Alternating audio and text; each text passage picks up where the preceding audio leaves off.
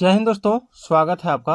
आज का टॉपिक है रेलवे ग्रुप डी जी की जीएस क्लास, जिसमें मैं आपको भूगोल से बहुत ही इम्पोर्टेंट सवाल कराने जा रहा हूं, जिसमें टोटल सवाल 30 से 35 होंगे और सभी प्रश्न अनिवार्य हैं और आपकी परीक्षा के लिए इम्पोर्टेंट होगी। तो चलिए स्टार्ट करते हैं। सबसे पहले जो सवाल है वो है कि क्षुद्र ग्रह यानी एस्ट्रॉयड सूर्य के चारों ओर किनके बीच चक्कर लगाते हैं। ठीक है, क्षुद्र ग्रह यानी एस्ट्रॉयड सूर्य के चारों ओर किनके बीच चक्कर लगाते हैं। ऑप्शन है पृथ्वी और मंगल, मंगल और बृहस्पति, बृहस्पति और शनि, शनि और वरुण। क्या हो जाएगा? बहुत ही इंपॉर्टेंट टॉपिक है।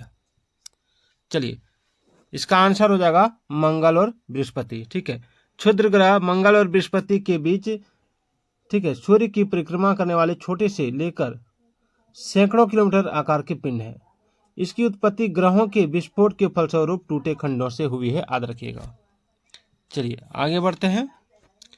आकार के संदर्भ में वरुण हमारे सौरमंडल में किस स्थान पर आता है?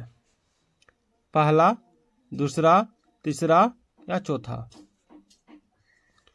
तो वरुण जो हो जाएगा वो हो जाएगा चौथा। ठीक है, वरुण जिसको अंग्रेजी में नेपच्यून कहते हैं, व्यास की दृष्टि से सौरमंडल का चौथा सबसे बड़ा और तीसरा सबसे भारी और सबसे सघन ग्रह है। इसका आकार पृथ्वी के आकार की तुलना में 17 गुना बड़ा है। यह सौरमंडल में सूर्य से दूरी के क्रम में 8वां दूरतम ग्रह है, याद रखिएगा। ठीक है, आगे सूर्य की बाह्यतम परत को क्या कहते हैं? वर्णमंडल, प्रकाश मंडल, किरीट यानी कोरोना या स्थल मंडल? देखिए, इसको कहते हैं किरीट यानी कोरोना। सूर्य का बाह्यतम भाग जो केवल सूर्य ग्रहण के समय दिखाई देता है उसको कोरोना या किरीट कहते हैं। चलिए, बृहस्पति का द्रव्यमान लगभग कितना है? सूर्य के द्रव्यमान का 10वां भाग, सूर्य के द्रव्यमान का 1000वां भाग, सूर्य के द्रव्यमान का 100वां भाग, सूर्य के द्रव्यमान का आधा। तो देखिए, इसका राइट आंसर हो जाएगा ऑप्शन 2, सूर्य के द्रव्यमान का 1000वां भाग। ठीक है, चलिए आगे बढ़ते हैं। चलिए, अगला सवाल है सुपरनोवा क्या है? ग्रहिका, पुच्छल तारा, ब्लैक होल या विस्फोटी तारा? तो देखिए, सुपरनोवा जो है ये आपका विस्फोटी तारा है। क्या है? विस्फोटी तारा। ठीक है, चलिए आगे बढ़ते हैं। अगला सवाल है निम्नलिखित में से किसे ब्लू प्लेनेट कहा जाता है? शनि को, बृहस्पति को, पृथ्वी को या मंगल को? तो इसका राइट आंसर हो जाएगा पृथ्वी को। किसको कहा जाता है? पृथ्वी को। ठीक है, चलिए अगला है सूर्य से पृथ्वी को प्राप्त ऊष्मा को क्या कहते हैं? सूर्य से पृथ्वी को प्राप्त ऊष्मा को क्या कहते हैं? तो आपका ऑप्शन है आतपन, अवरक्त ऊष्मा, सौर्य विकिरण या ताप विकिरण। तो सूर्य से पृथ्वी को प्राप्त ऊष्मा को आतपन कहते हैं। क्या कहते हैं? आतपन। चलिए, निम्न में कौन से ग्रहों के चारों ओर घूमने वाले उपग्रह नहीं है? ठीक है, सवाल है कि निम्न में कौन से ग्रहों के चारों ओर घूमने वाले उपग्रह नहीं है? मंगल तथा शुक्र, बुध तथा शुक्र, मंगल तथा बुध या वरुण तथा प्लूटो? क्या होगा?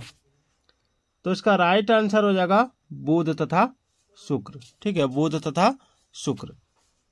बुध सबसे छोटा ग्रह है और इसका सबसे विशिष्ट गुण है इसमें चुंबकीय क्षेत्र का होना, और शुक्र सबसे चमकीला एवं सबसे गर्म ग्रह है और यह अन्य ग्रहों के विपरीत जो है वो एंटी क्लॉकवाइज चक्रण करता है। ठीक है, चलिए आगे बढ़ते हैं। निम्नलिखित में से किसके भीतर बृहस्पति का गैलीलियन उपग्रह नहीं है? ओरोपा, गैनीमेड, कैलिस्टो या डिमोस?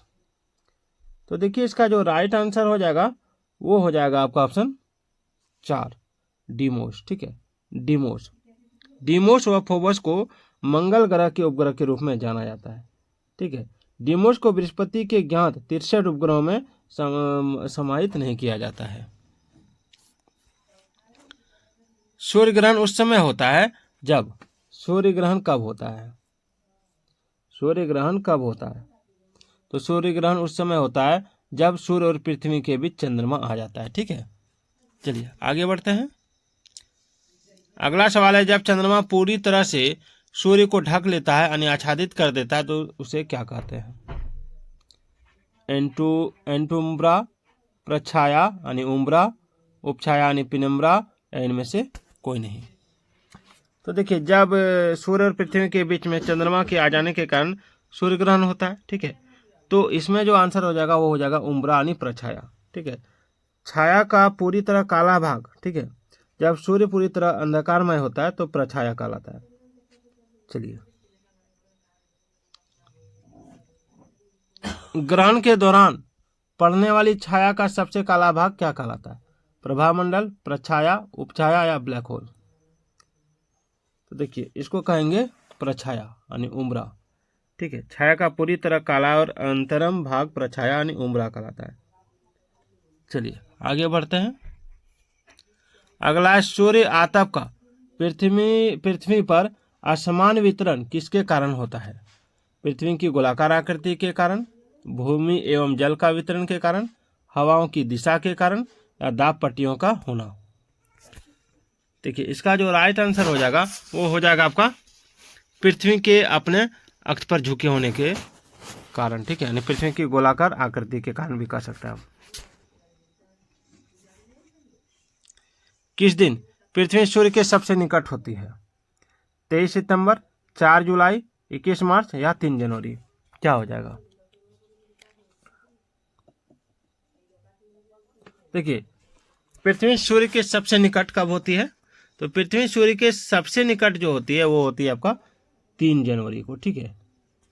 चलिए, और 4 जुलाई को सूर्य से सर्वाधिक दूरी पर होती है, याद रखिएगा।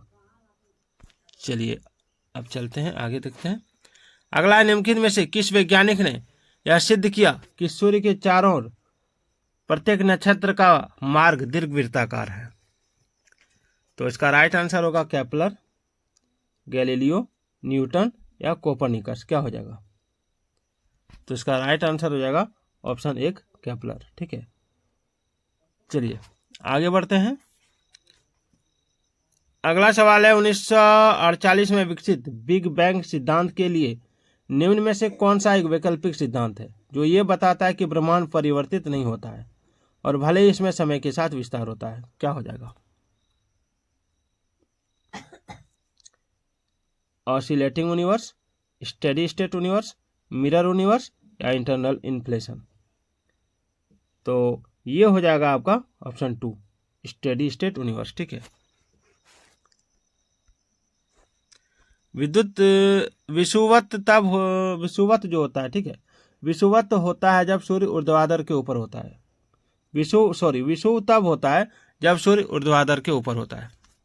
मकर रेखा, कर्क रेखा, ध्रुवों के या मध्य रेखा के बीच?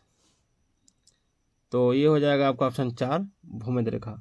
विषुव, जिसको इक्विनॉक्स कहते हैं, एक खगोलीय घटना है जिसमें पृथ्वी की विषुवत रेखा सूर्य के केंद्र से होकर गुजरती है और ऐसी घटना वर्ष में 2 बार 21 मार्च और 23 सितंबर के आसपास घटती है। विषुव एकमात्र ऐसी घटना है जिस समय सूर्य विषुवत रेखा के ठीक ऊपर होता है और इस खगोलीय घटना के कारण पूरी पृथ्वी पर दिन और रात की अवधि लगभग समान होती है, ठीक है।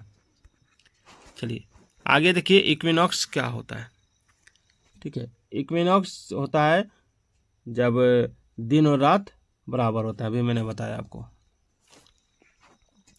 पृथ्वी जिस समय सूर्य से अधिक दूरी पर होती है उस समय उसकी स्थिति क्या होती है? तो एफेलियन, एंटीपोड, पेरिहेलियन या LD8 क्या हो जाएगा? देखिए मैं बताता हूँ आपको, ठीक है। इसमें तो आपका हो जाएगा एफेलियन। जून अयनांत के 2 सप्ताह बाद जब उत्तरी गोलार्ध पर गर्मी होती है तो पृथ्वी अपसोर बिंदु पर सूर्य से बहुत दूर होती है। इसके विपरीत दिसंबर अयनांत के 2 सप्ताह बाद जब उत्तरी गोलार्ध में सर्दी होती है तो पृथ्वी उपसोर यानी बिंदु पर सूर्य के निकट होती है, यानी पेरिहेलियन पर। चलिए आगे बढ़ते हैं। तारामंडल सप्तऋषि के पश्चिम निवासी किस नाम से जाने जाते हैं? तारामंडल सप्तऋषि को पश्चिम निवासी किस नाम से जाना जाता है? या को हो जाएगा, ठीक है। यानी सप्तऋषि को जो पश्चिम निवासी किस नाम से जानते हैं? 7 monk, Alpha Centauri, big dipper या स्मॉल बियर? तो पश्चिम निवासी जानते हैं इसको बिग डिपर, ठीक है। तारामंडल के 7 चमकीले तारों का एक तारापुंज है और इसे हिंदू नक्षत्र विज्ञान में से 7 महान ऋषियों का संग्रह यानी सप्तऋषि मंडल के रूप में निर्दिष्ट किया जाता है। चलिए आगे बढ़ते हैं। आगे निम्नलिखित में से कौन सा बोना ग्रह है? नेपच्यून, टाइटन, एरिस या हाइड्रा? तो सबसे बोना ग्रह जो है वो है आपका एरिस। ठीक है, एरिस सौरमंडल का सर्वाधिक भारी और दूसरा सबसे बड़ा बोना ग्रह है। यह बोने प्लूटो की तुलना में 27% अधिक भारी है और यह सौरमंडल का सबसे बड़ा ज्ञात पिंड है जहां अंतरिक्ष यान द्वारा नहीं जाया जा सकता। सूर्य भूमध्य रेखा पर ऊर्ध्वाधर कब चमकता है? पूरे वर्ष, 6 महीने, वर्ष में 2 बार या वर्ष में 1 बार? तो ये हो जाएगा वर्ष में 2 बार। ठीक है, वर्ष में 2 बार। कब कब? तो 21 मार्च और 23 सितंबर को। इसी को इक्विनॉक्स कहते हैं। अगला, यदि कोई सितारा सूर्य से बड़ा है किंतु उससे दोगुना बड़ा नहीं है तो वह एक डैश में परिवर्तित हो जाता है। किस में? पल्सर, मैक्सिमा, एवेंजर या डिस्कवर, किस में परिवर्तित होता है? तो यह परिवर्तित हो जाता है आपका ऑप्शन 1 पल्सर में। ठीक है,